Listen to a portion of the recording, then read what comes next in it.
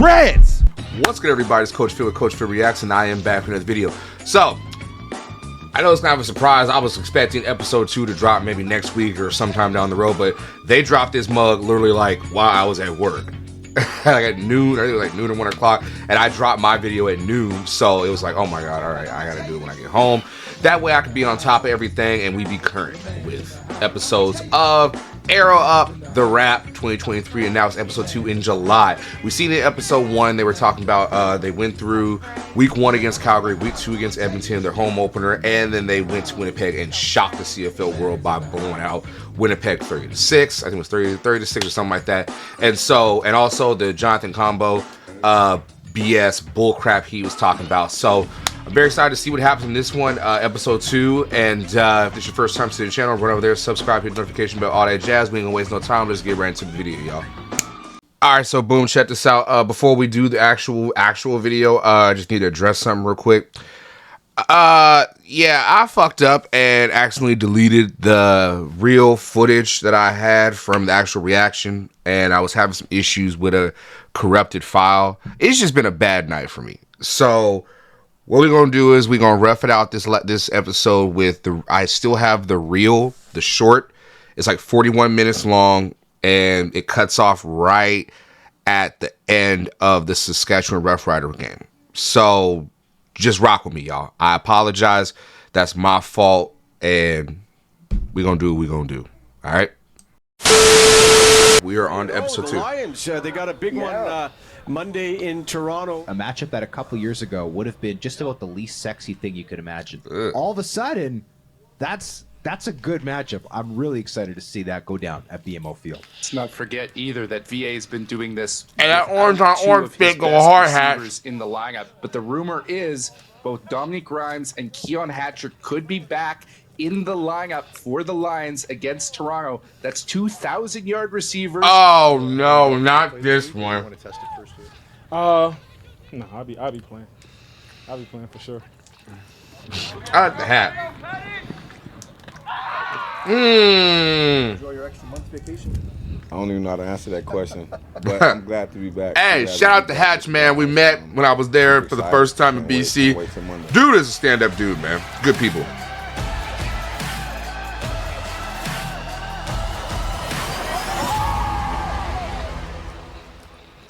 All right, from July.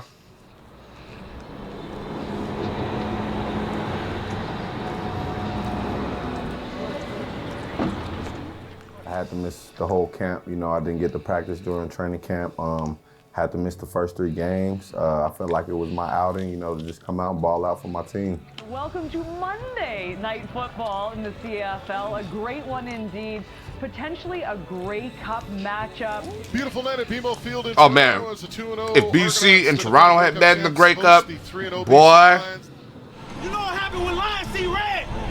They kill. We gonna kill shit tonight.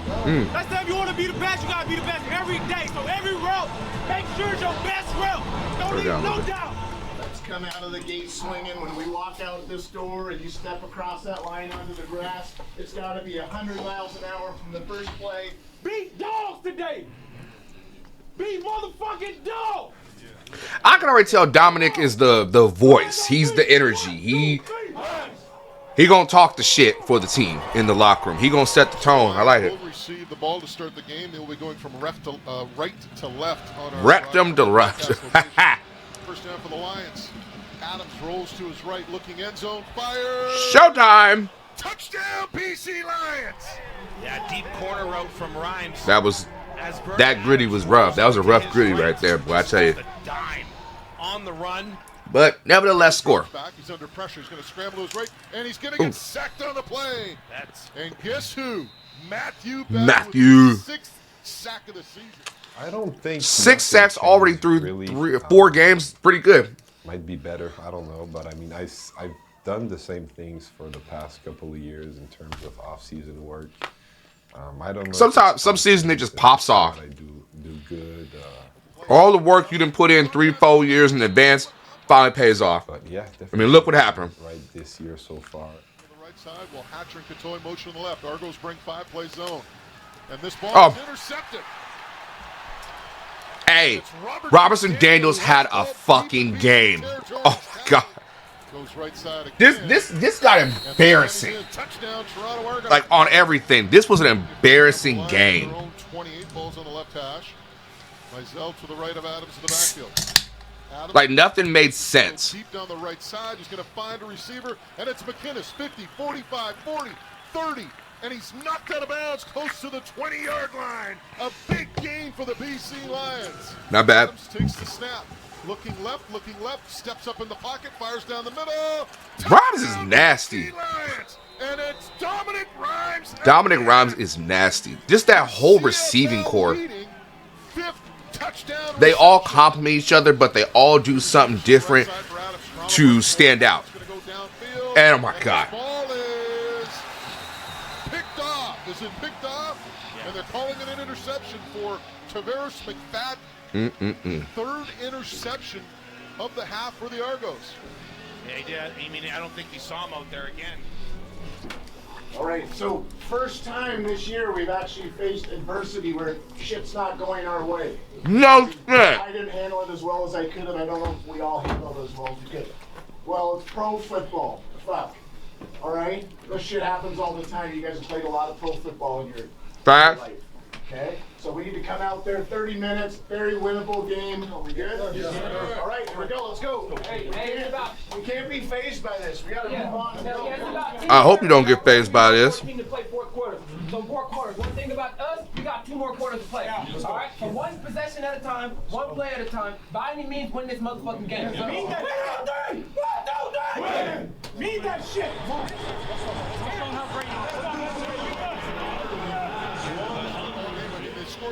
17-12. My God, it just gets progressively worse. As they've played up to this point, offensively, with the mistakes. There it is. That if they can get something positive and put something on the board, their defense is playing. Yo, am I the only one that likes butter toast? Lions break the huddle. Like good butter toast? Comment down below if you like butter toast. Oh my God. And it's intercepted. No. He was looking for And he gonna take it to the. I think this is what he took to the crib. 40, 45. This is embarrassing. Oh my god, my god. 40, the 30. Last chance here, and he's brought down by Justin McInnes at the BC 22. Are you kidding me? He just missed. He just overthrew. I think it was Rhymes. To be honest, all the mishaps we had in the game, we still had a chance to win, you know, so that's the crazy part. That just shows, you know, how good we really are as a team and how good we can be. 2nd and 5, Toronto, 6-man front, 7-man front, here they come. Adams under pressure, rolls to his right, fires. There you go. Touchdown, BC. In games like this, you gotta show that you got some type of heart in some adversity. And with 10:23 left to go in the fourth quarter, It can't just be, oh, we're gonna give up. We're gonna live to fight another day next week. No, you gonna. But this right here was bad. I loved the fact that he kept going, kept slinging it. There's some guys that get caught up and they don't want to read on social media that they threw a whole bunch of interceptions. Yeah, it supposedly hurts their confidence, but if you're a quarterback, whatever he could do to help us win. That shit shouldn't matter. We were in the game the whole time. You know? That's true. After I threw my 5th interception, we were still in the game. Toronto Argonauts lead the BC Lions 35-24 with 3 minutes left to go. Shit. Russell Wilson had like 4-5 interceptions in the 2014 NFC Championship. So, and we still won on a touchdown to Jermaine Hurst. So, being a quarterback, you got to keep. It's like being a good shooter. Shooters keep shooting. You never tell a shooter stop shooting because you never know. That might be the shot that might get them back in the game or win the game for them. Got to keep the confidence. But 6 interceptions is rough. I ain't gonna hold you. That shit was rough to watch after a while. I've never done anything like that in my life. It was our mistakes, everybody as a whole. Everybody as a whole. Some games are like that. Good. We super good. We let them have that, bro. Hey, what's up? You already know, bro. You know, they came out and got the best of us that day. And that's just football. So my whole breakdown of that game is that's just football, you know. There's going to be lessons to learn from it. And we have to learn in the form of a loss and bounce back. And we knew that if one guy's a little bit down after that game, we know we got to pick him up and keep growing as a team and keep working. And as much as a lot of guys wanted to either eat the blame or take it, ultimately when you lose, it's an entire team's fault. So. No long explanations to the people on the outside. Credit them. The only people that individualize the reason for losing is the media and people like that just sit there in the stands and like say, well, it's your fault. Well, you got to look at the whole totality of the game. You have to see that there's a lot of variables and reasons, and people don't want to hear that. They want the simplified Cliff Notes version of your fault. You're the quarterback, or you're the head coach, or you're the tight end, or you're the linebacker. You blew this play. Blah blah blah blah blah. Well, what about the stuff leading up to make the play happen? The play that you say, you know what I'm saying, blew it for him. So if you're in the locker room, you know, you go back, you watch the film. People don't always fans watch the game and they only see what they see in that 3-4 hour period. But they don't see the minute by minute, what Coolio say, minute after minute, hour after hour, type shit where it's like series after series after series after series. A game is broke down like a great play, like on Broadway. It's segments and transitions. That's all it is. So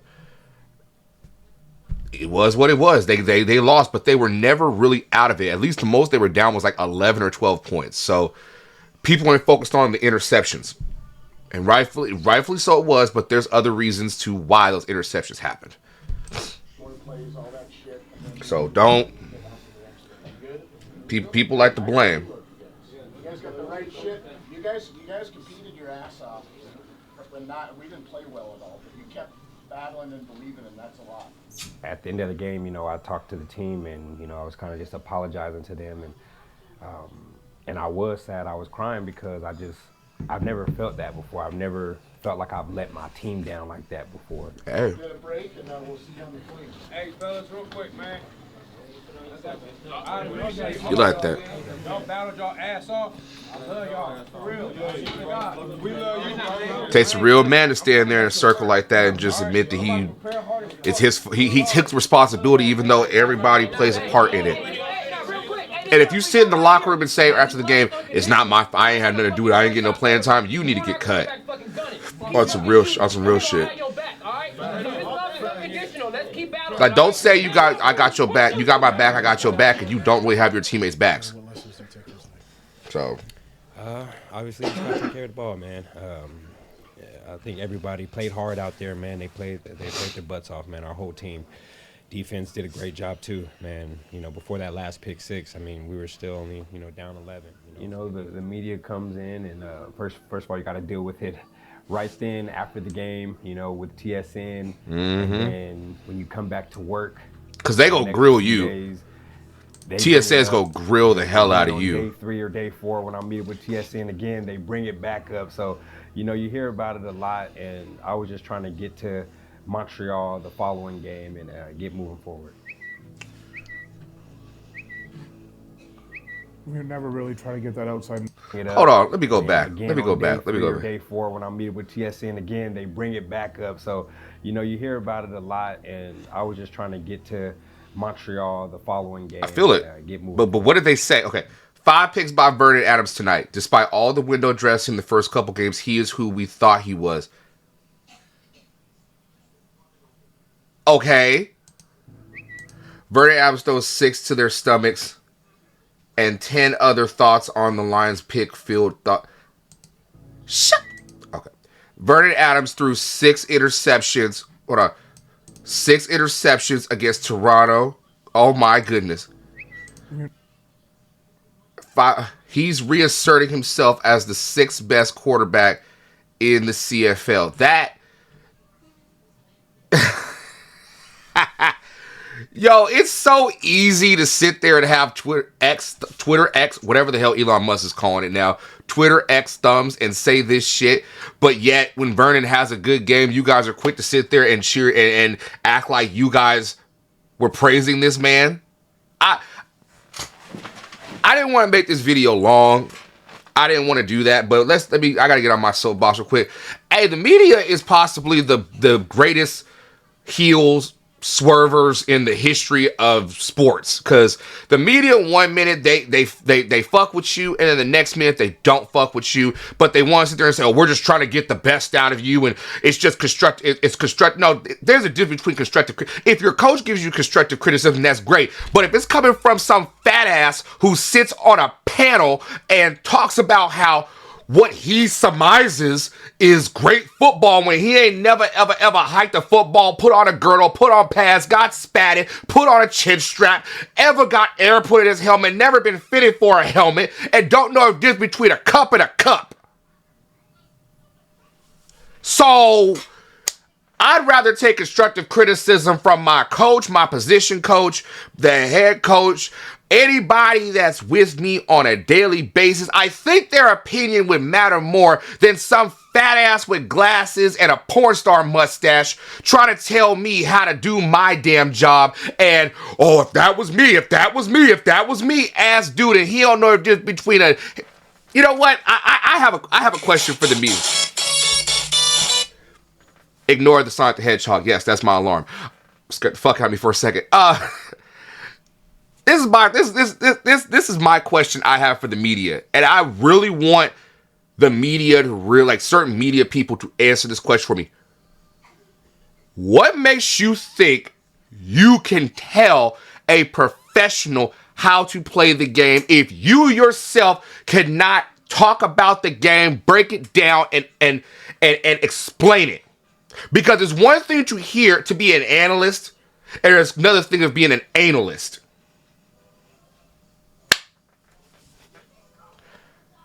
Because I can sit here and talk football all day because I live it, breathe it, smell it, and I've been in the locker room, and I promise you, you couldn't tell me how to get puke off of a turf field in a hot summer day during 2-a-days. You don't know nothing about that. So the media, these Twitter, X, troll, idiotic people who think they know football because they watch it with their eyes, you don't know what the hell y'all talk about. And y'all are just the biggest swervers I've ever seen in my entire life. So the media can just shut up. Shut up. You never really try to get that outside noise to come in internally, but, you know.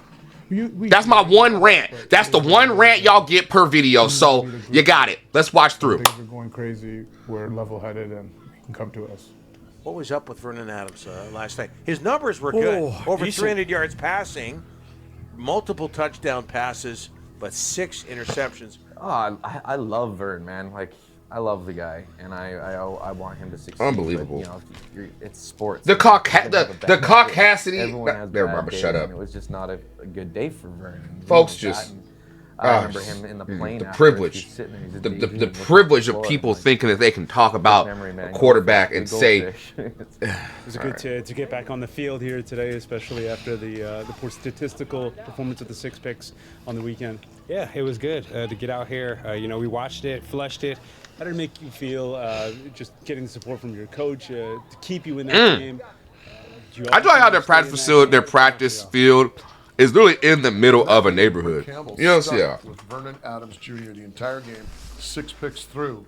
And what I think that did is I think it gave Vernon a lot of confidence. He didn't have to look over his shoulder knowing that Dane Evans could be coming shoot. His coach said, hey, you're the guy. We're going to ride with you, barring injury. And, you know, you talk about Dane Evans, the guy who started 2 Grey Cup games. It's not like you're talking about some slouch. Nope.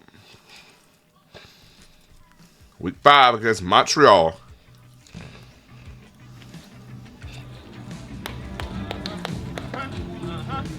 I think you always learn about people. Yeah, I remember this is before Montreal became Montreal. People when things are going well, that's easy when you're having success and people are patting you on the back. But you definitely get insights into people when things aren't going right or there is adversity. And I loved the fact that he kept going.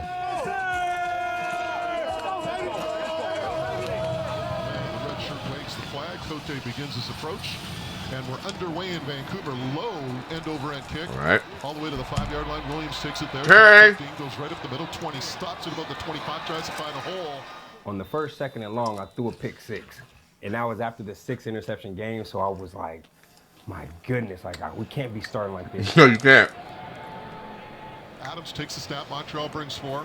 Plays man. Adams going to throw across, and it's Oh my God. Marc-Antoine Duquois is going Mar- Luckily, you know, That's what. What's the game he did pass it? interference on Duquois, and then we went right down and we scored. Adams under pressure is going to scramble. Pumps, fakes, keeps running at 35, 30, 25, all the way down to the 20-yard line before he's brought. Sometimes I feel like with Vernon, he has that Russell Wilson thing where he wants to prove he can be a pocket passer. A lot of black quarterbacks want to prove that, but don't take away one of your strengths and try to make a deficiency to bring up the other strength, which really, it takes you're either born a passer or you're not born a passer. But don't cut off your blessings. You feel what I'm saying? Like, God bless you with the ability to run the football. Man, run that shit. So he can take on a double team. I'm just like, you the young buck, you need to go get the double team, go over there, do the hard job. But I was already on the left side, and I'm just like, stay over there, stay over there. And then next thing you know, Woody breaks through the middle and blocks it, and Coop's running it back. I'm like, oh my God, Coop took my touchdown. Just compared to but I'm like, boy, that boy was running so fast down there. Dude, I'm gone into the crib. Jalen Edwards Cooper, 30, 20, 10. To see him, you know, reach that pinnacle of getting a touchdown, you know, things like that was huge. RP. He didn't even really know how to celebrate right, you know what I'm saying? It was almost like he'd never been there before, but. What a way to make a play on your own now. I was happy. We didn't know what to really do if you see us celebrating in the end zone. Like, we kind of fell on top of each other, chest bumping and falling, but it was just all in fun, man. And that was an amazing moment and turned the game around for us. It was exciting. It was very exciting. He was running down. I was trying to get down there as soon as I could to help celebrate with him and everything. But as long as it's special, we scored a special team. It's not me. That's setting tempo. Pick up to the house. That's setting tone. So. To see him get that, you know, with all that he's been through with injuries, you know, with him being pulled up and brought back down to the practice roster, you know. It hurt. That was a great moment, you know. You just got to stay ready. So you ain't got to get ready.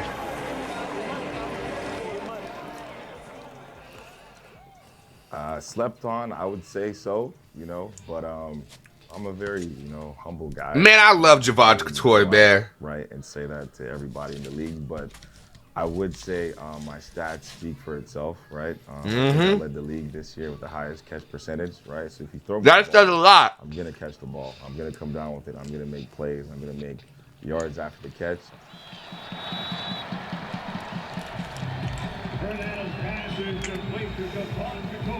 First down for the Lions at the Montreal 20. Ball. He's a tackle playing slot. Couture to the near side. It's going to fire end zone wide open. Couture. Touchdown, BC Lions. There might be a day where I would say this right now. There might be a chance one day he might score 20 touchdowns. That's how confident I am in Javon Couture's abilities. There might be a day where he will get 20, 22 touchdowns in his receiving touchdowns in a season. And the John Wall. There's not a lot of people that can knock him down. There's not a lot of people that can stop him. I'm from St. Vincent, you know, kind of like a low-key third world country, kind of small, you know, small country no one really speaks about, you know, no one really knows about. So I don't mind the spotlight or not being in the spotlight, right? I just make plays when it counts.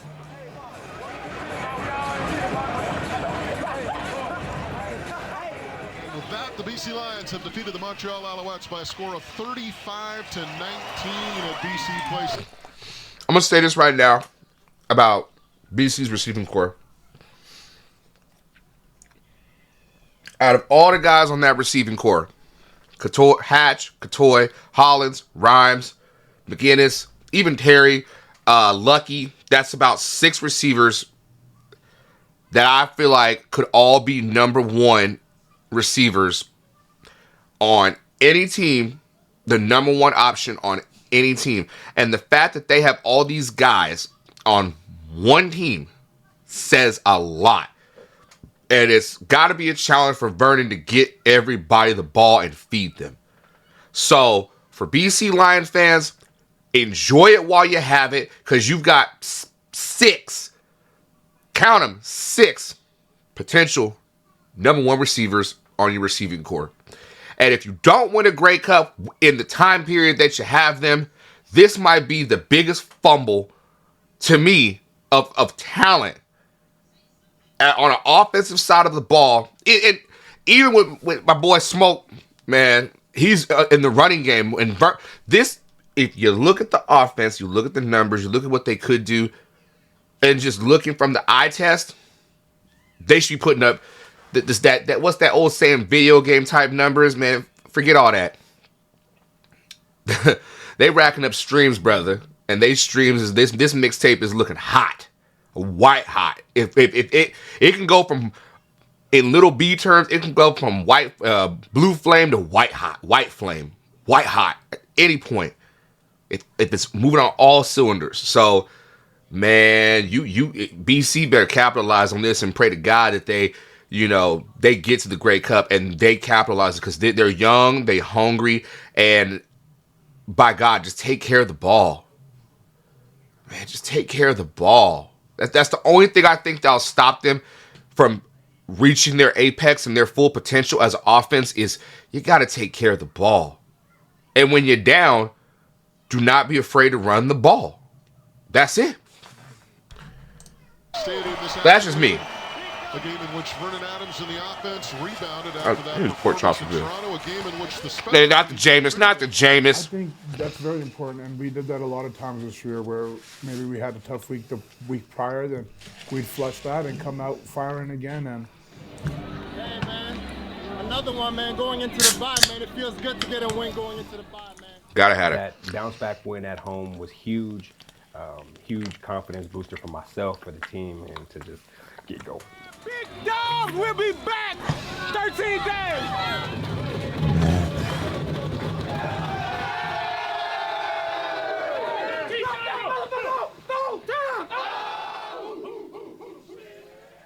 Energy made this one. It's the Moj along with Julio Caravetta coming to you tonight from North Burnaby. We're on Hastings Street, the iconic Choppy's Deli. Moj hosts these little. Did I just talk to myself in the third person? You did. It was excellent. Keep going. I like Bob, man. Moj hosts these. Bob gives me Kevin Calabro vibes from here in Seattle when he used to be the play-by-play announcer for the Seattle Supersize. You hear the voice, you know it. These guys are going to get a great Italian meal. Maybe because he's, not because he's bald and he's white. He's got a distinct voice. Meatballs, sausage, brisket. You can get all sorts of pasta. You can get pizza by the slice. Yes, sir. And then I'm about to check this out when I go back up to BC. Paninis. Like, my goodness, look at the choices you get. It's just off the charts. Damn. So they kept it open just for us? Yeah. Can I get a right back? Please. The first thing, hi, nice to see you. I've seen you already, I've seen you like for 3 hours. See you for 3 hours. It'd be like that. Oh, relax. Why are you here? Are you the longest time?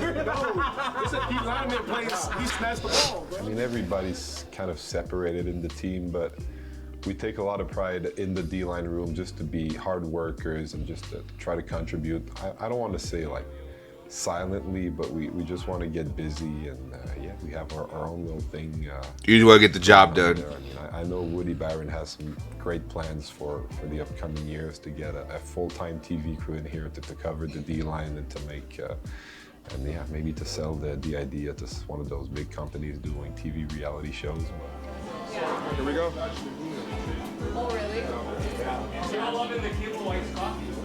Yeah, I don't even like coffee, but it tastes pretty good. Mhm. It tastes pretty good.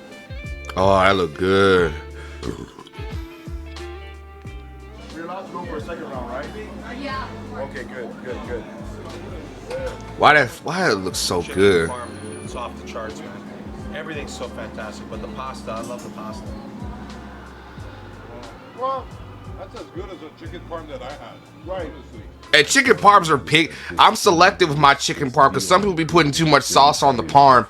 You gotta just drizzle, man. Drizzle for me. Drizzle just enough on there where it's not drowning out the chicken. You know what I'm saying? And the cheese gotta be, the parm gotta just hit.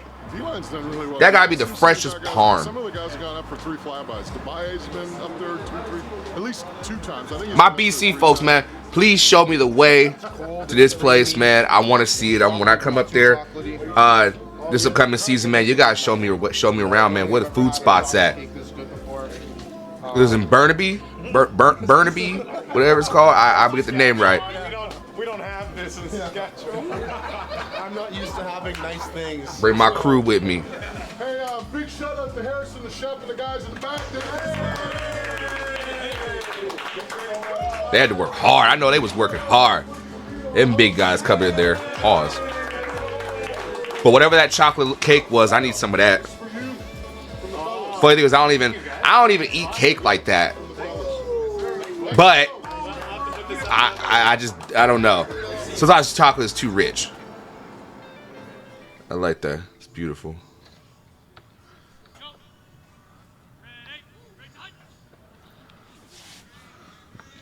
Good ball. It's been nothing but a blessing for me to be here, honestly. It's been great for my family. It's been great for me as a person, both as a player and just as a dad and a husband. Me and my wife and my daughter have really enjoyed, you know, the off days to explore around Vancouver. And Before anything else, man, hey, we've been on lots of hikes. We've been to great the career, beach. Dane Evans. We've kind of done it all. Hope you enjoy retirement, you and your beautiful family, and go travel the world, brother. Go do your thing, man. If you want to get into coaching, man, do that. But at worst, this is going to give love you it. Love what you've done, what you did with your career, man, and see you down the line, brother. Run differently with another team, and maybe that'll help him in the long term. We've known each other for a long time and have always kind of kept up with each other throughout the seasons, but really getting to work with each other every day. It's been really cool to see how VA prepares for games, how he studies, how I do it, and how we work together. So it's been fun to kind of mesh that. We've been in a good routine lately. I'm trying to get comfortable in this chair, y'all. It's just really cool to see how important. Y'all comment down below if I should get when I get a new chair, man. What chair should I get? Because he's probably never gonna say it, but sitting in this chair, I'd have destroyed this chair, man. And my ass hurts. Pause. He puts in a lot of work, and I really, really respect him for that. And I think he leads his team very well because of the work that he puts in. Who's that? Just walking. Oh, Lord. Can you just explain what that totally was? Yeah, you know, it's interesting. I personally, that was one of my favorites. I actually think was my favorite game. And what that event was really trying to embrace the Saskatchewan Roughriders and their fans. And they're very well known for the watermelon, you know, where years ago someone put a watermelon on their head and it stuck and it became their thing. So yeah, we invited the riders. Greg, shout out to Greg. Take with us, and it all started at the tailgate party on Terry Fox Plaza.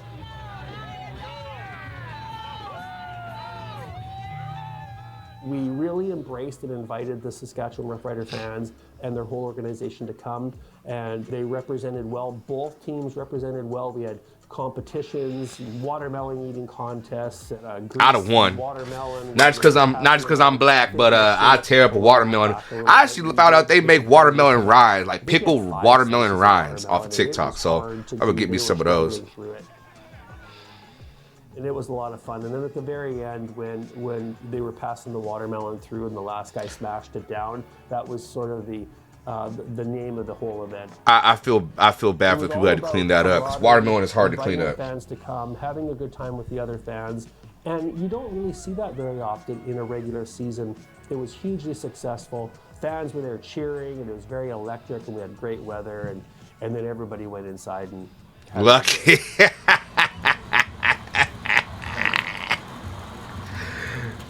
Try to make the SAS fan feel like home a little bit. What? Watermelon smash.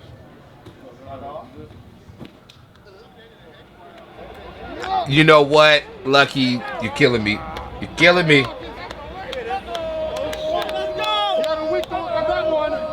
Week 7. Dang, the week's going by fast. Most time they're not prepared. I might maybe 20 minutes before I go out, think of things I might have seen that week or things I might have seen that day, and then I just go. I go with the flow of things, man. I go with the flow.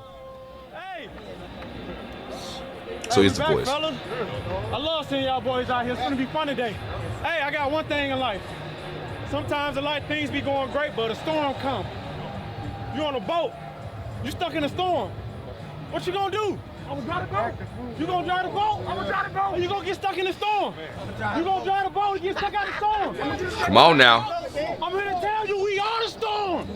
We is the storm. We taking shit over. Wow. It's our turn. Thunderstorm all day. Lines on 3. 1, 2, 3. I like that. Most time I'm just freestyling. You know, that's why they call me Rhymes, because I freestyle. So, I mean, it's fitting for me to do a little freestyle with the speeches. So. I ain't mad at you, fam. At BC Place Stadium, it's 2nd and 8 for the Lions at their own 24. Saskatchewan brings 5. Adams under pressure and he's going to be brought down. Another quarterback sack. For we the make Lions. plays and. This time it's Pete Robinson with his 3rd of the year. Yeah, Vernon's hurt. That was tough to watch. Adams Jr. gets up gingerly. Yeah, very gingerly. Twisted around there, and he's. Damn. You know, it's always. I'm sorry. I'm sorry. That was fun. It's supposed to be a serious moment, but the way he just said that, damn. One more time. I'm sorry. I'm not laughing at Vernon getting hurt. It's just how he said it. We all said it. So I'm gonna play it again. Junior gets up gingerly. Yeah, very gingerly. Twisted around there, and he's. Damn. You know?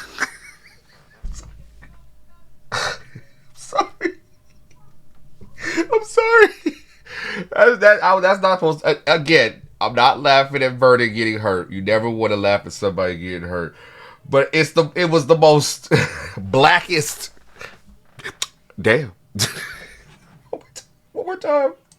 I'm going to play this again. I love this. I love this. Junior gets up gingerly. Yeah, very gingerly. Twisted around there, and he's. Damn. You know, it's always QB1 going down. Vernon's one of the toughest guys I know. Oh shit, that's funny. That's just funny to me. I'm sorry. It's a serious moment. I know. What the hell, but his stature. Oh god, you gotta find some humor in dark times. Like I immediately had a flashback to him. That's a clip. I'm glad I clipped that shit. I'm glad I did. In 2019 when he went down, and I had a step in for him. You feel bad for him as a person. Because all jokes aside, no, when Vernon went down, that was scary. For a game. Yeah, and there was that debate. Well, should they just ride with Dane? His kids and you know. Dane stayed ready. You gotta give love and show love to Dane for always in situations where he is the backup. Majority of the time, he delivers. I don't know how bad it is. He delivers. You know, they told me it was. Except for the Scambleton bullshit where they were trying to figure out it was gonna be him or Jeremiah, and you know that hurt me because I don't know. First time coming to Canada. It all depended. Who knows what would have happened? Up here to see me play, and you know he's like my biggest supporter and my toughest coach. And that's what you want. You want your backup. You want your vet to be your biggest supporter and guide you. Even though it's healthy competition, he still wants to see the best of you because every quarterback has their time. It's just like that. You just capitalize. But, you know, we have some good QBs, you know, with Dane and Dom, you know, backing him up. So, you know, it's always next man up, and you got to keep the train rolling. Saskatchewan brings 4. Evans going to go right down the middle, and he's going to... Hey, he let it rip out there. Oh, look at Hat, man. 40-foot race now, down to the 30, and he's brought down near the 25. Hatch, man. And Keon Hatcher with a huge game for the Lions, a 53-yard pickup. It was an over route. I saw that they were man because they usually play like a little man. We went inside the red zone, and so once I saw, She got to. It's the red zone. You ain't gonna play zone anyway. You know. All right. I knew they were gonna do that, especially after that big play we had to Hatch, and then just going against Saskatchewan's DC. That's kind of his response to any big play is where he's gonna blitz everybody. I knew if I could just buy a little bit of time and hang one up there, patience, he would take care of the rest. You know, I know Dane is going to put the ball in the area for me to go get it. Evans end zone, touchdown BC Lions! The Batman has come through, Alexander Hollins! Really? What a throw. I think he got hit in that play. He rolled over, hit like a little backflip or whatever, kind of, sort of. I think that's what he did, if I'm not mistaken. Kip up! But yeah, once those two plays happened, it was football from then on out. Found out on the sideline pretty quick that VA was going to be okay. Obviously not coming back for that game, but it wasn't going to be a season ender, and I think that helped everybody's mental state a little bit right then. You know, as far as the defensive side goes, when you see, you know, your star player, especially your quarterback, go down, you feel some type of way. You know, you're definitely motivated. And you want to step up and make those plays. You know, you want to feel like you want to put that pressure on your shoulders.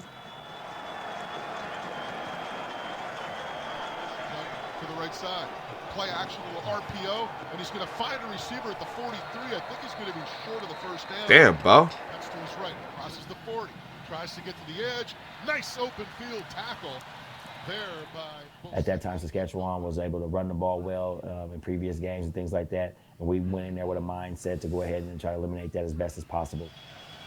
Handoff. Morrow swallowed up in the backfield. We couldn't create a hole for jack shit for Maul. Side, two receivers to the near side. And this is going to be Morrow. He's going to be brought down. Ain't nobody buying that Shea Patterson was going to run the ball. You know, the energy was there. The energy was there, and I think that's what it was. And it's going to be Morrow. Well, the energy better be there when your starting quarterback go down. Depending on the spot. Oh, baby, that's going to be... If it ain't, I mean, you don't like him that much. Turns it over on downs at their own 43. Who played together as all 12. You know what? There's one other thing I want to mention. RP, that dude. One thing I noticed about their team is, man, they do everything together. They do everything. They celebrate. That's the. They celebrate together as a unit. It's not just I'm over here, I scored, I did my own thing. No, they come together. The receiving core, the defense, even just right there on that last play when it was short, you see them. That's the little things that shows that sometimes you can fake it as a team and act like out for the people and act like we all just one big happy family. But no, it's manufactured fake. The best football teams genuinely care and love each other. That's one of the greatest things about football, man. You gonna remember those times together when you all were together, and that there's a lot of and trust and believe there's a lot of football teams where players just don't like each other and don't fuck with each other. I like seeing this. Those little things, man. Seeing them celebrate and just be a unit. That's what I like to see, man. That goes a long way, especially in those dog ass days at the end of the season. At the end of the season, where you need wins.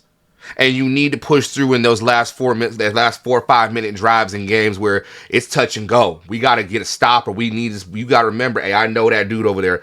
I know, bro. I know his family. I know his mom. I know his daddy. I know his wife. I know his kids. I know everything about him. I know I know I can trust him. I know I can trust him to make this stop. So it goes a long way, people. Lions win it 19-9 against the Saskatchewan Roughriders. And in some cases, I don't. Joshy! I see it, boy. Hell yeah, let's go.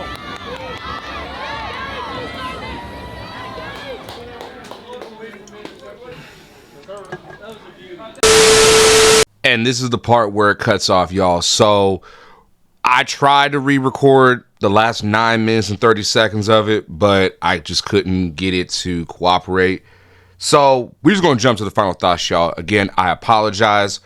I'm going to do better. I've been filming a lot of long form videos, and I think we messed it up. So yeah. On final thoughts. Anyway, so here's the final thoughts, y'all, from episode 2 in July for Air Up the Rap 2023. Adversity was something that this team that the Beast Lions had to face majority of the episode. And you had injuries, you had games where you would think, okay, they started out 3-0, they had one shutout, potentially another one, they let Winnipeg get 6 on them, but it's still, they on a roll, right? They on a roll. They lost Vernon in the Saskatchewan game, and then go to Edmonton and just violate Elks at a point in time when that losing streak was everything. It was the butt of all the jokes in the CFL, and to capitalize. And then the Donut Boys at the time, man, they made plays and did what they were supposed to. So, and then having to adjust to playing with Dane when Dane probably at the time was at that point in time, and he was the best backup in all of the CFL unequivocally. So, and most time when teams have to go to their backup, it's an adjustment because the ball is different, ball placement is different, how he throws it, everything you got to adjust as a receiver. But with all those damn weapons, man, they had fun, and it's fun to see teams like that, offenses where they just, and just teams in general, overall, offense, defense, special teams, they roll as a unit and they make plays, but they also celebrate and they roll as one. So you love to see that. Now, whatever happens in August, that's going to be the question we got to look back on, because for me, it's so much that happened during the season. I saw so many games that I have to sit here and really watch. Like, oh man, okay, I remember this one. I remember reacting to this. I remember reacting to that. So it's cool to look back and see what's really happening. So again, it was a great episode, man. Loved it. Loved episode 2, man. Ready for episode 3. As I said, next month it'll drop, or whenever it is, because they surprised the hell out of me. It was last week. It was the first episode. Now this week, it's man, great. Shout out to the BC Lions, man. Shout out to my man Nick. Man, Nick, you did a hell of a job with this one. You and your crew, obviously, y'all, if not the best in the business when it comes to recording stuff and making docuseries, you know. But this is great. I love what I see, man. And ready for episode 3. So that's gonna be it, y'all. Continue to be great, strive for greatness, all that jazz, and always remember, that little girl is a child. I don't want to see you sniffing around her anymore this afternoon. Do you understand? Yes, sir. Boy, have you lost your mind? Because I'll help you find it. I'm gonna tell you the truth.